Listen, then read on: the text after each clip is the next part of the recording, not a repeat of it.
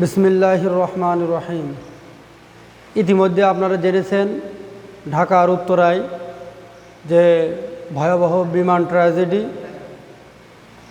এই milestone school and কলেজের ওপর বিমান বিধ্বস্ত হয়েছে। আমরা প্রথমেই যে সমস্ত শিক্ষার্থী নিহত এবং আহত হয়েছে তাদের পরিবারের প্রতি সমবেদনা এবং গভীর শোক প্রকাশ করছি।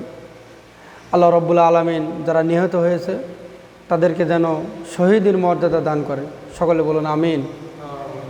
এবং যারা আহত হয়েছে আল্লাহ পাক রব্বুল আলামিন তাদেরকে শেফায়ে কামেলা আজেলা দান করুন। সেই সাথে সাথে তাদের পরিবারের আল্লাহ পাক রব্বুল আলামিন যেন সবরে জামিল এখতিয়ার করা তৌফিক দান করেন, আমিন।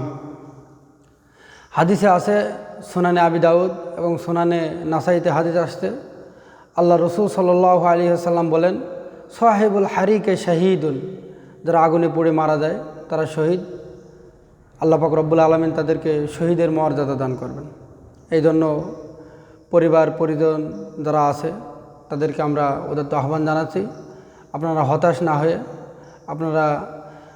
না হয়ে আল্লাহ রব্বুল আলামিনের কাছে দোয়া করুন এবং সবর করুন। আল্লাহ পাক রব্বুল আলামিন এর প্রতিদান আপনাদেরকে দেবেন।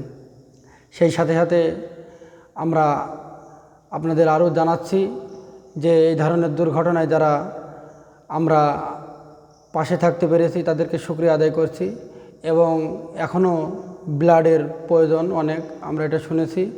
তো এই জন্য আমরা যারা পাশে আছি আমরা চেষ্টা করব আহতদেরকে ব্লাড দেওয়ার জন্য, এবং নিজে না দিতে পারলেও যারা ব্লাড দেওয়ার জন্য ইচ্ছুক তাদের কাছে এই খবরটা পৌঁছে দেব। আল্লাহ পাক রব্বুল আলামিন আমাদেরকে এই ধরনের আকস্মিক মৃত্যু থেকে আল্লাহ পাক রব্বুল আলামিন হেফাজত করুক, সকলে বলুন আমিন।